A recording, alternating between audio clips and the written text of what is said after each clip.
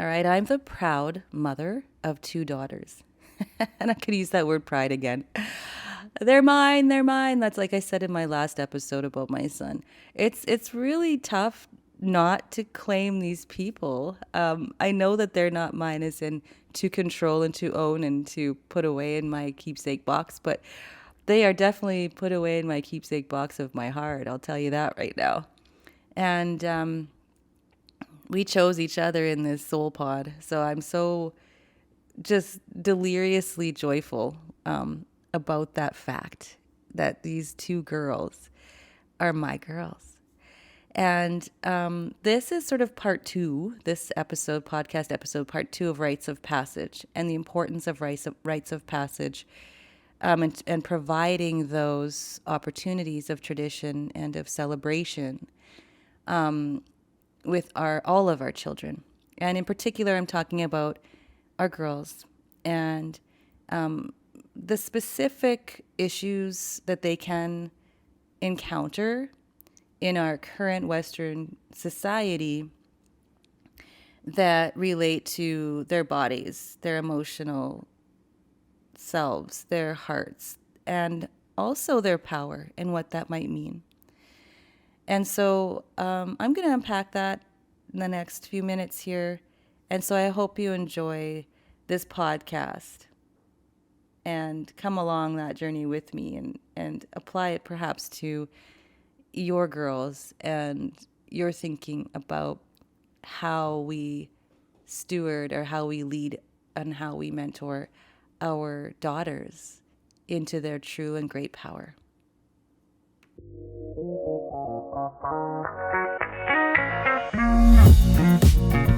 Welcome to the Family Health Revolution podcast with Coach Carla Atherton, where she discovers, uncovers, explores, and reveals the secrets to true family health and wellness.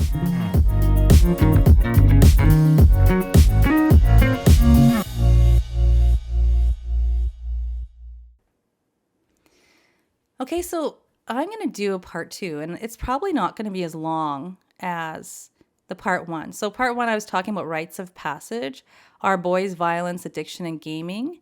And it sounds very stereotypically gendered, yet in our pop culture, that's what we see in relation to boys. And that's what we see more often than not being exhibited as a masculine form of expression when our kids are struggling with connecting with themselves and others.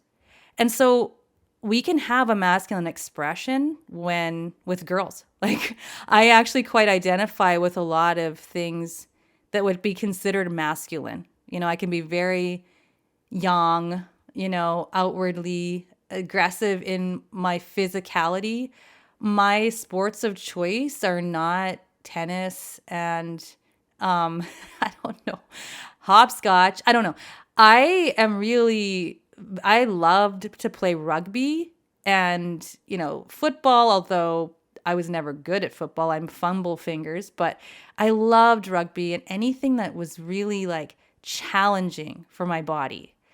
Really just like, let's go full on, get bruised, beat up and, smile. I'm smiling and I'm like, but I'm pointing at you and you're getting tackled, baby.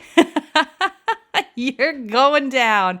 So there's this friendly, but at the same time, like testing in a safe space, your ability to survive and to come out triumphant, not over others, just triumphant of something, a game, an expression, an activity.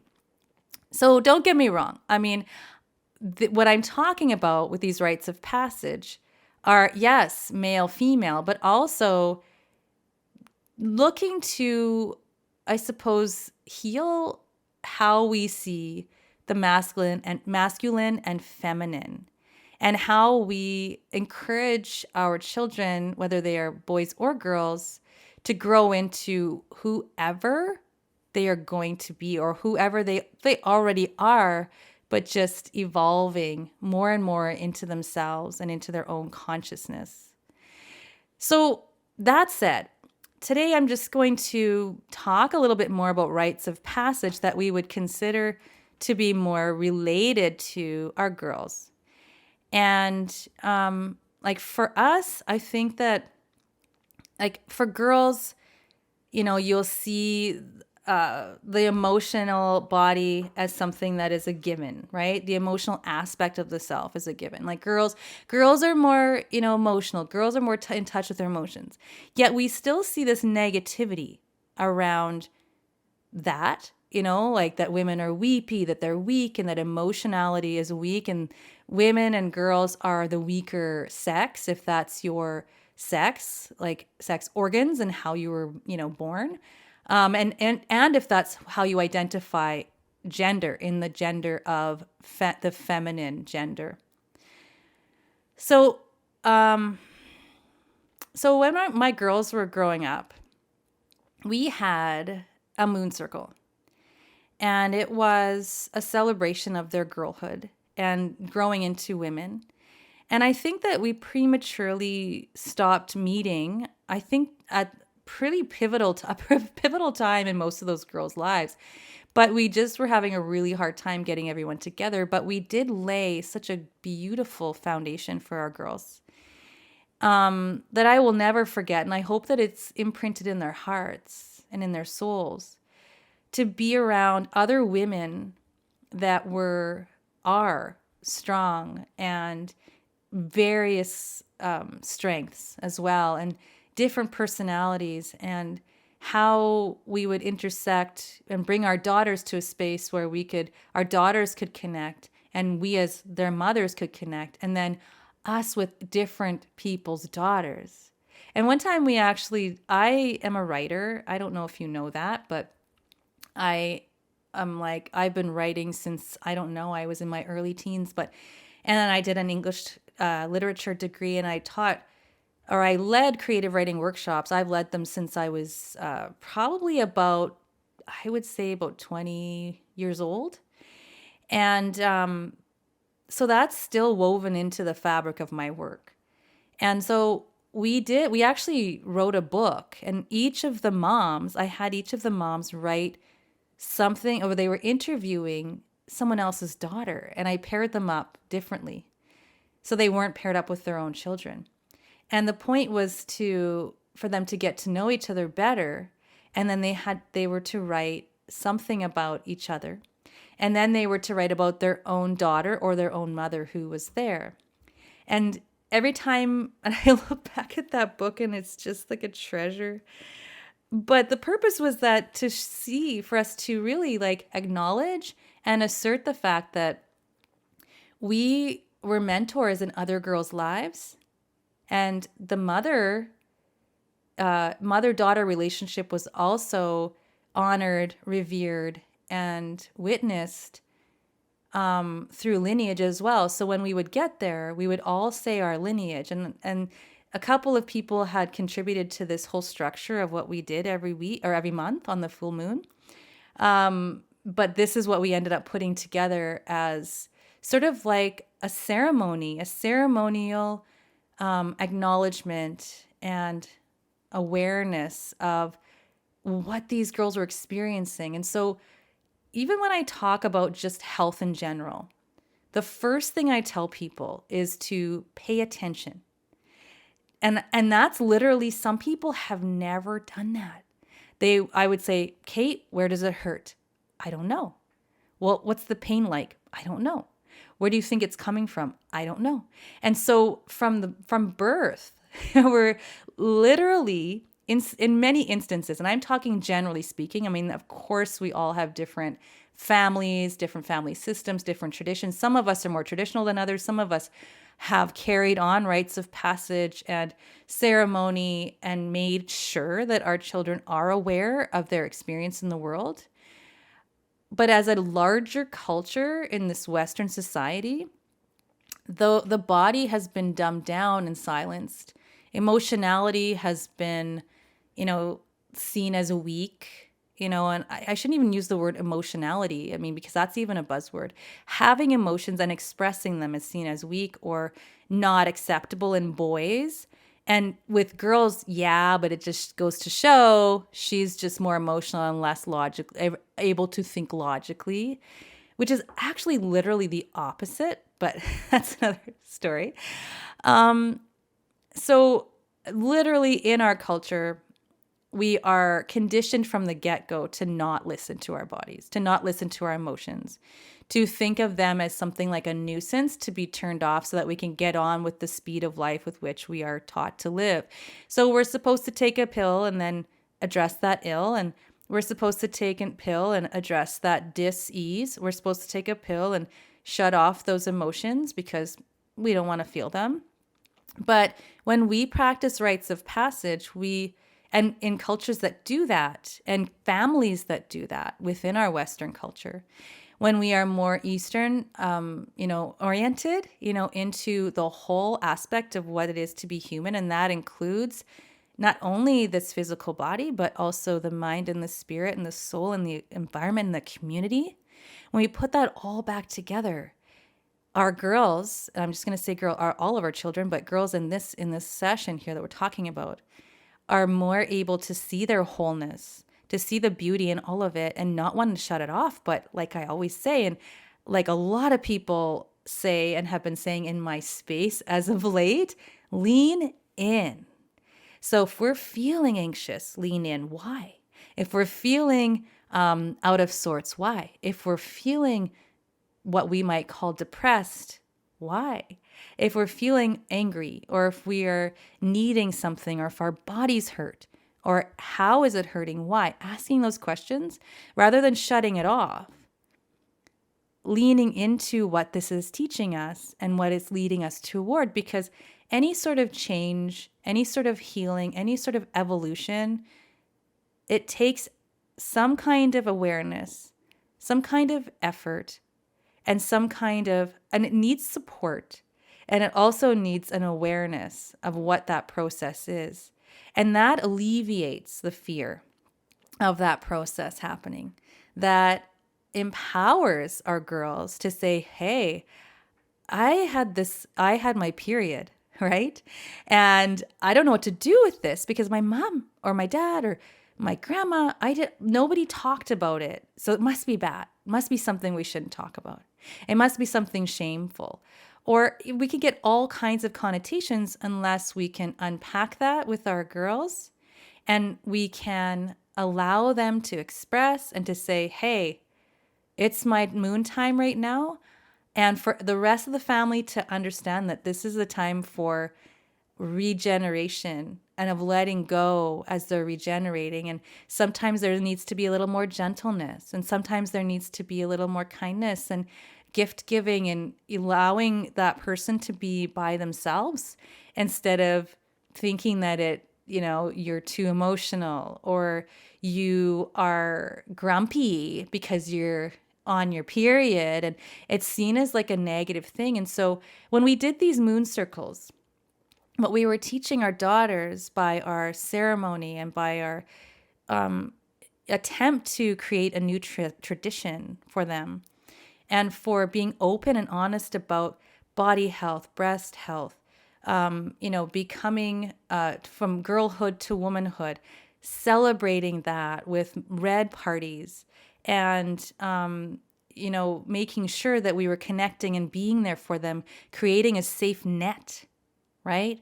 For them to be able to sort of like spring forth and experience their lives and have joy and being able to make sense of the things that they were going through, and that they weren't alone ever. And that everything that they were experiencing was important. And not only important, but literally glorious, joyful, boundless. So this is what we were doing. And I think that in our Western culture, as I was saying, we're more inclined to dumb those processes down rather than celebrate them. But there's so much to learn in all the pockets of cultures that live within these Western countries.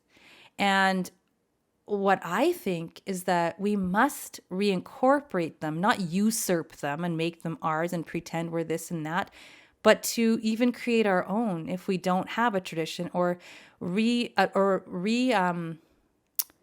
remember or unearth or bring back to the surface all of those things in our ancestral past and that we can access now and start to do and incorporate with our children, with our grandchildren, with our communities, with the women in our communities, the men in our communities, all of us together to create new traditions, new ceremony, new reverence, to be able to shine lights onto our existence, our existence. And so with our girls, we're honoring their hearts as we are with our boys. And then seeing that those hearts and that emotionality, ability to access emotions, and also their strength and their power in all of it, right? So it's not about being a different gender. It's not about being, it's also not about trying to squeeze ourselves into what our pop culture is saying about being a boy or being a girl, and how boys and girls are supposed to interact and relate and how they're not supposed to, and how one is weak and the other is strong, and the one is yin and the other is yang. There is an element to both in all of us. So, but when we look at our girls in pop culture, our main, areas where we stray into disharmony is how girls are seen, are told to view their bodies, how they're supposed to look. And same thing actually with boys. I keep going back because boys are supposed to be big and strong. Girls are supposed to be, breasty but tiny waist and all of that stuff. They're supposed to be cute and pretty and, filtered. And the guys are just supposed to be the way they are, but muscly and big and, all that stuff. That's just garbage. When we return to tradition, rites of passage, expression, celebration, and then we see the power of all of those budding, beautiful, evolving people, all of those human beings. We see their power, and they are able to see their own power as well. So as I was talking about pseudo-masculinity in the last podcast episode, we have this pseudo feeling of femininity. I'm drawn to the feminine because I very much identify with it. But like I said at the beginning of this podcast, I'm very masculine in my physicality, the way I like to express my physicality, although I'm not very big. I've tried to be. I tried to get more muscle, and I'm I got a yogi body. Okay, so that's just the way it is. I got a yogi body. I don't have a bodybuilder body. But I don't want to be that big. But I just wanted a little. But I very much identify with the power of the feminine, the creative power. And I identify extremely strongly with the mother archetype and the mother role. And that's because I've chosen that. That's because I find joy in it, not because I'm told I'm supposed to be that. And that's what we can share with our girls is, wow, femininity is not something to reject. It is something to explore and try on, and to see other powerful women in your environment, in your community, in your family that are just I don't know, you got to have seen that woman at some point in your experience of life. That sage grandma that everybody's just drawn to, and they're man, you've got a lot of wisdom in there, and I just want to mine it. And you just know that presence. And the young girls learn so much from that wise woman. And so I want to celebrate those women, and I want to, emphasize the need for us mentors in this stage of life that I'm at. The growth, seeking the growth, or, keep, what would I say? Making sure we have opportunity for growth for our daughters, for ourselves and for our, future grandchildren, or if some of us have grandchildren already. My kids actually are childbearing age now. Oh my goodness. So giving the opportunity for us to grow as well, from me being the mentor phase to growing into that elder, and providing opportunity for our younger generations to have their own evolution through rites of passage. And then they find their power and the power of the feminine and the masculine as well. So, all right, I think that's all I want to say about that. And I really enjoyed exploring this topic with you, and hoping that it was really a good unpacking. And like I said, I'm going to be releasing actually a more organized sort of series of videos and tools, and actually ways to do this kind of thing, calls to action, worksheets, things you can do with your children, communication, like conversation in discussion groups and such, through my Patreon group. You'll find all of the information in the show notes, as well as on my websites. You'll see these things crop up in the Contact Us, or, upcoming webinars, seminars, and group programs. And part of this stuff is actually going to be showing up in other programs that aren't necessarily solely about rites of passage or leadership, or, rescuing or reclaiming our children from the pop culture trance. They'll also be found in other programs. So other programs like the youth mental wellness program, which I'm going to rename. And also it's just not, the name is not exciting, but the content is, and the community in the group there is very exciting. In the new psychology program, as well as my creative writing programs, Mountains Rise from Earthquakes, and my youth program, the Finding Your Genius writing experience.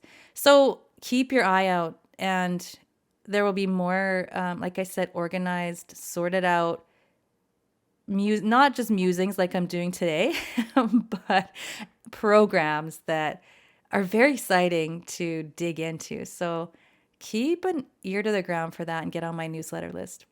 All right, I'm out. This podcast is sponsored by the Healthy Family Formula, which essentially means that we share our information for free. For more support, community, audio coaching, full episodes, bi-monthly live Q&A, discounts on our group coaching programs, and more, become a patron of my work at www.patreon.com/Carla Atherton.